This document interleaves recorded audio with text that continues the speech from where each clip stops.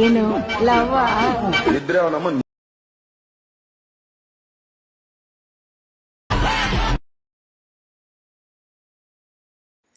ನಾನು ಡಿಸ್ಕ್ರಿಪ್ಷನಲ್ಲಿ ಎಫೆಕ್ಟ್ದು ಲಿಂಕ್ನ ಕೊಟ್ಟಿರ್ತೀನಿ. ಆ ಲಿಂಕ್ನ ಇದು ಮಾಡಿಕೊಂಡ್ರೆ ಅದು ಅಲರ್ಟ್ ಮೋಷನ್ಗೆ ಬರುತ್ತೆ. ಅಲರ್ಟ್ ಮೋಷನ್ ಓಪನ್ ಮಾಡಿಕೊಂಡು ಟೆಕ್ಸ್ಟು ಆ್ಯನಿಮೇಷನ್ದು ಅದನ್ನು ಎಷ್ಟಿದೆ ಒಂದು 5 ಇದೆ ಅದನ್ನು ಎಲ್ಲನೂ ಕಾಪಿ ಮಾಡಿಕೊಂಡು ನಿಮ್ಮ ವಿಡಿಯೋಗೆ ಪೇಸ್ಟ್ ಮಾಡ್ಕೋಬೇಕು. ಪೇಸ್ಟ್ ಲೇಯರ್ ಅಂತ ಇದೆಯಲ್ಲ ಅಲ್ಲಿ ಪೇಸ್ಟ್ ಮಾಡಿಕೊಂಡು ನಿಮ್ಮ ಫೋಟೋಸ್ ಆ್ಯಡ್ ಮಾಡ್ಕೊಳ್ಳಿ. ನಿಮ್ಗೆ ಎಷ್ಟು ಫೋಟೋಸ್ ಬೇಕೋ ಅಷ್ಟು ಫೋಟೋಸ್ನ ಆ್ಯಡ್ ಮಾಡ್ಕೊಳ್ಳಿ. ನಾನಿಲ್ಲಿ ಫೋಟೋಸ್ನ ಆ್ಯಡ್ ಮಾಡ್ಕೊತಿದ್ದೀನಿ, ನೀವು ಫೋಟೋಸ್ನ ಆ್ಯಡ್ ಮಾಡ್ಕೊಳ್ಳಿ.